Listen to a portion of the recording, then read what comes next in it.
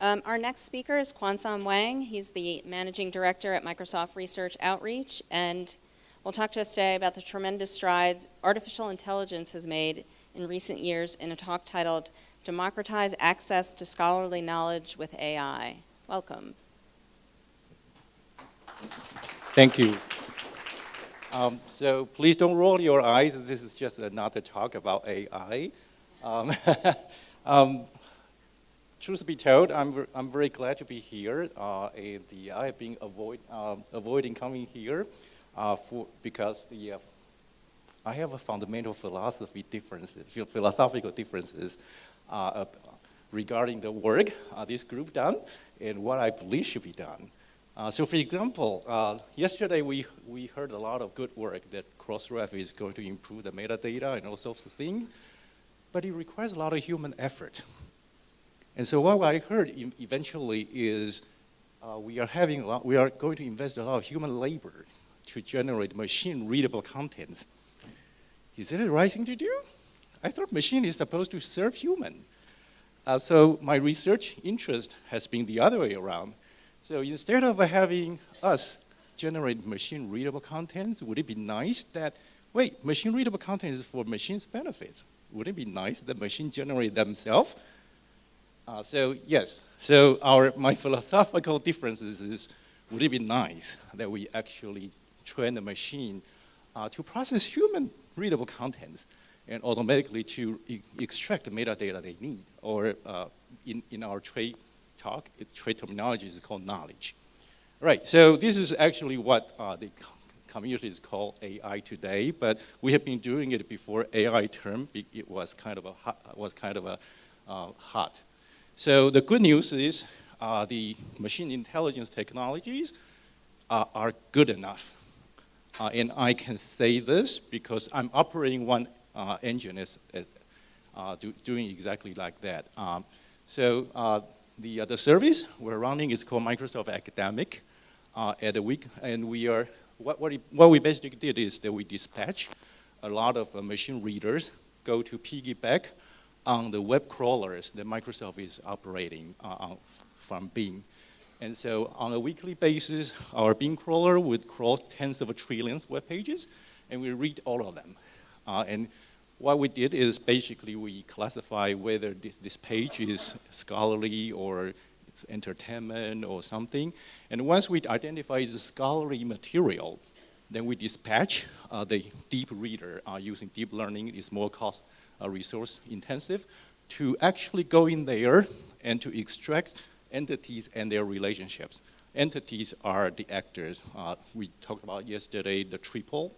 It's basically the triple and it's the actor and the subject and object, and what their relationships are.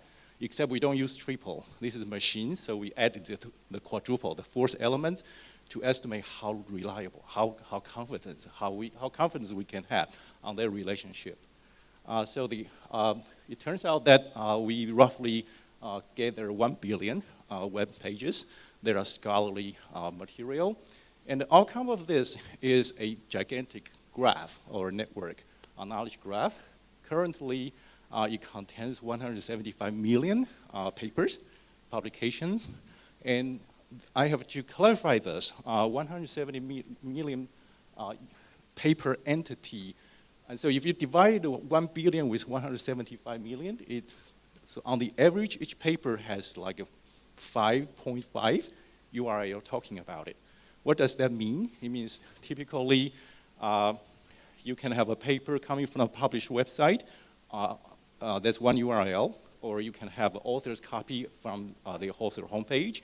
Or you can have like some other mirror sites and things like that. So on the average, for each paper, we can find 5 different sources talking about them. Sometimes they are actually from preprint service.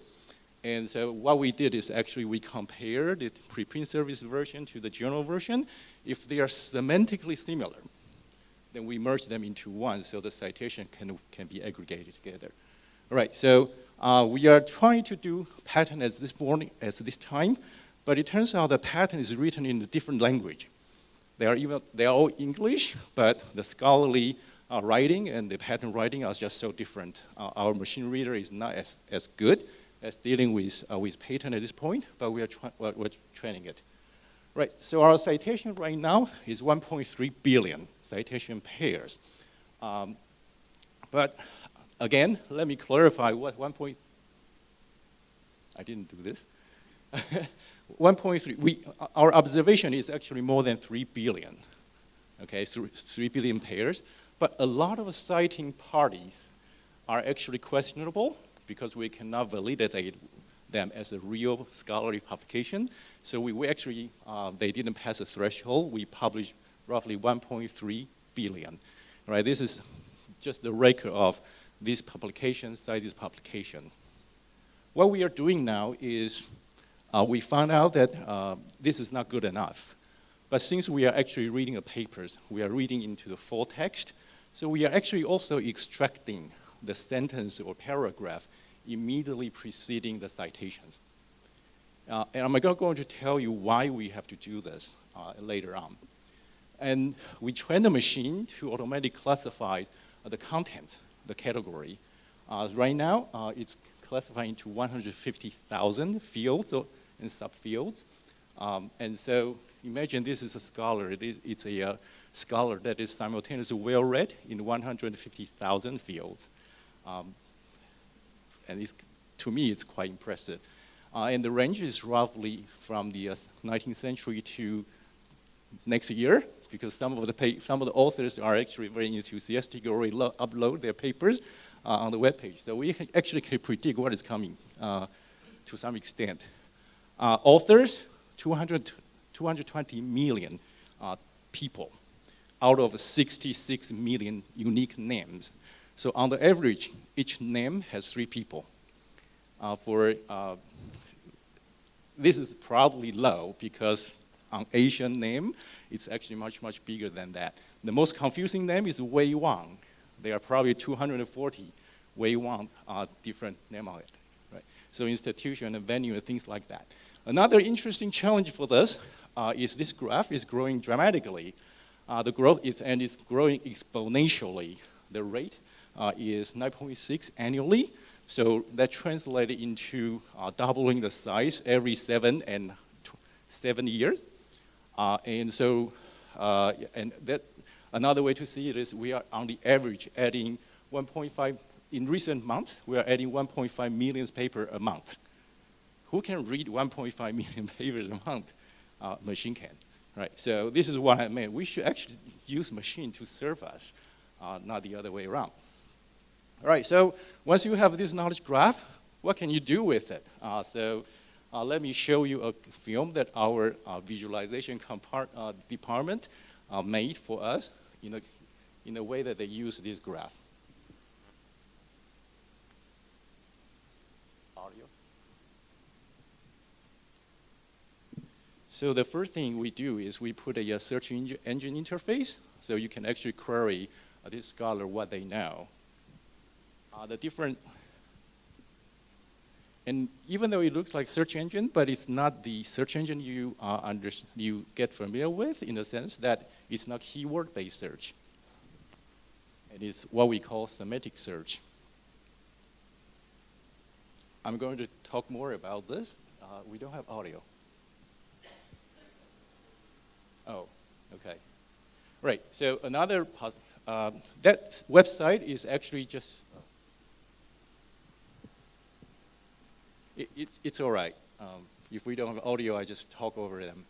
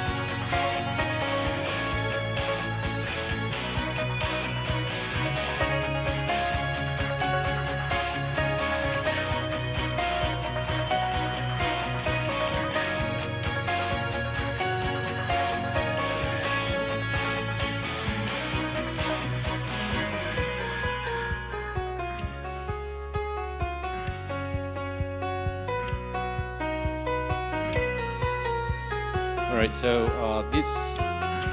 I guess you get the idea. The idea is that with this rich graph, you can actually see a lot of relationship that we talked about yesterday. That was a use case of internal Microsoft usage. My manager, the VP of research, he does want to know where our research activities are, and where do we publish, and how much impacts we have. And we also know that if we have a new subject matter, who are the experts we should call upon. And because we have these data sets, it's quite easy, very straightforward to put a interface to it to answer all those questions. So there are two major use cases. One is the search and recommendation services. The other is analytical. So let me drill this a little bit more. I don't know, this is probably in the video it's probably too fast, but let me reiterate the so-called semantic search.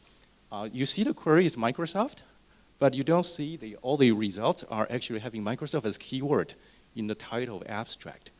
Because we actually know the intent here is you actually want to find all the publication by the institution called Microsoft. And it's not just in the search. In the search results, we do this semantic inference. We are actually doing this semantic inference on the search intent on every keystroke. So every character you input, we actually try to infer, and because the system actually knows a lot of things, it actually can identify that whether your query is ambiguous or not. So in this case, when you type dub, what do you mean by dub? Dub can be a field of study, or it can be a conference, or it can be a journal, or it's just a keyword in the title. It actually lists in here, so it actually invites your feedback to say, what do you mean? And you to make your search experience better. You can also do the immediately feedback on here. You can ask, well, I just want to know the author, and you would list the author with the keyword by. It will tell you the author in a particular rank order, all right? So yes, this is actually a slide motivated by yesterday. I heard a lot of references. We don't have DOI on it. And even based on our experience when we crawl the web, the DOI typos rate is not insignificant. One of the reasons I think is because the DOI is a bunch of numbers. So if you have a typo on it, it's hard to look at it and spot a typo. Would it be nice that we human don't ever need to enter the DOI by manually? So this is a feature that we just put out recently. This is a search engine, so a lot of use cases nowadays is when you try to cite a paper, you go here, you click on the cite button, and then the bibliography data auto-generate is created for you. We did the same thing, except we allow you to actually select multiple of them, and on the lower right screen, we actually produce the long form of canonicalized citation for that. The reason we can generate a long form is because we read all the citations, all the references on the internet, all the authors, from the 170 millions. So some of them will have the short form, some will have long form, and because of all these different varieties, we were able to normalize them all in this. So this is just a long form, and once you're ready, you can actually do two things. One is just copy. Click a copy, all the information is copied to the clipboard. You can actually put it into your word processor. Or a particular way, what we heard from a publisher is more than 90% of the submissions are actually in the Word format.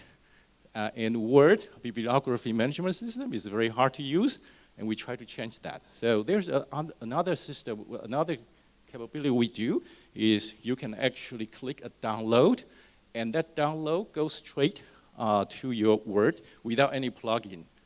So if you install the plugin and the plugin keep crashing your Word, that's, you can actually, you don't have to go through that anymore. When you click the download, we actually generate XML file that Word natively support. So you can actually put it into whatever, give it a name in the file, and then you go to the Word, click on menu source, there's a browse button. Click on the browse button, you can actually get this citation, and then you just go and click on OK, and then you can manage it into Word. So no plugin, directly using the XML standard. And you can read more this tweet about this tweet. We just wrote an article about it. And if you like it, please let us know. Let us know your feedback by commenting on this tweet. All right, so quickly, because we are using this for analytics, so the data quality is quite important. This is actually true to hit home. We are researchers, we are being evaluated based on this tool. So one of the common questions I ask is, since you source your data from internet, what is your mechanism to preclude those predatory journal or the unsavory contents? The answer is we don't manually do them. We don't manually filter them. In fact, because there are a lot of reasons, we actually prefer to let trained machine to automatically identify them. And some of the predatory journal and things like that, they are actually not, there's no good way to tell what is actually the bad content. In fact, there's a paper called Google Scholar Experiments. It just tells you that it's very easy. In many cases, it's very easy to create malicious content, even with the very perfect journal and things like that.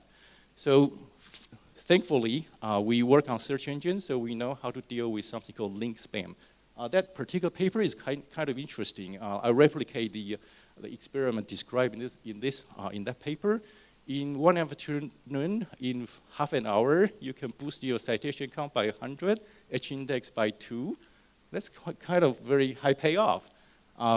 And the reason of this is because citation count and the H-index is very easy to manipulate. In fact, we have evidence to show that the citation data that we are collecting today are not good enough for analytic. It's probably not going to meet the fourth mission of Crossref, making data easy to discover, to cite, to link, and assess. The reason is very simple. I, as author, when I cite paper A and paper B, sometimes I cite paper A is just mention paper A exists in the passing. It's a lukewarm citation. But paper B, I may be having a glorious endorsement. The way we collect citation data now, today, we don't distinguish them.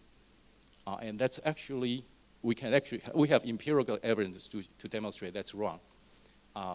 So the correct way to do it is you go into the citation and then actually harvest the paragraph where the citing party comments on the cited work. And then you analyze whether it is actually a lukewarm or is actually endorsement. A close approximation is just a count. If the paper, how many mentions a cited work is being made in the party. So paper A citing paper B and C. If it is mentioned A once, but mentioned paper C 10 times, they actually tells different things, right? And so if you have that data, you can actually use a very well-established algorithm developed by economists in early 20th century called recursive importance. The idea is, well, a paper, how important the paper is depends on how it is enthusiastically endorsed by other important papers. So it's kind of a recursive definition. You basically try to calculate a importance score on every node, and you want to find a very explanatory, self-consistent explanation.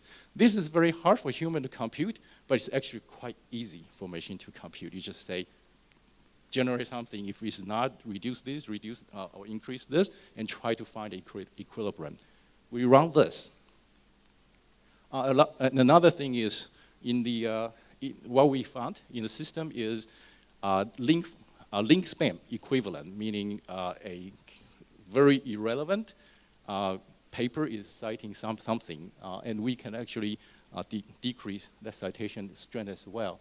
And this mechanism can be applied not just to paper, but to author, to institution, to all sorts of entities on the graph. And one of the things I want to show you today is regarding the university rankings. The most famous one is QS, University Ranking, and US News. And recently we see Wall Street Journal and Times gather together to market their stuff. And recent events indicate that they are actually very easy to game. QS ranking is gamed by this University of Malaya simply because of some manipulation on citation. Similarly, on this past Saturday, the US News World Report just received a strongly worded condemnation from CRA, mostly because the data is wrong and the assessment is based on human subjective knowledge, and they call it nonsense. So this is our university ranking. It takes one query to do this, and this is what we test in Microsoft by our field experts. It looks actually much more reasonable. I'll be more than happy to share what it is done, but it's just based on that formula, recursive imported formula. So to let you know how you can access this data, we occasionally take a graph snapshot. It's on that URL, you can see. But the majority of the data, this data set is very big, so we think that most of the time you actually want it to be indexed, and so you can be query and search. The API is Academic Knowledge API on Azure. The website you see is academicmicrosoft.com. It's basically just a demo of what the API can do. You can read more about our project at this URL. All right, thank you very much for your attention. Thank you.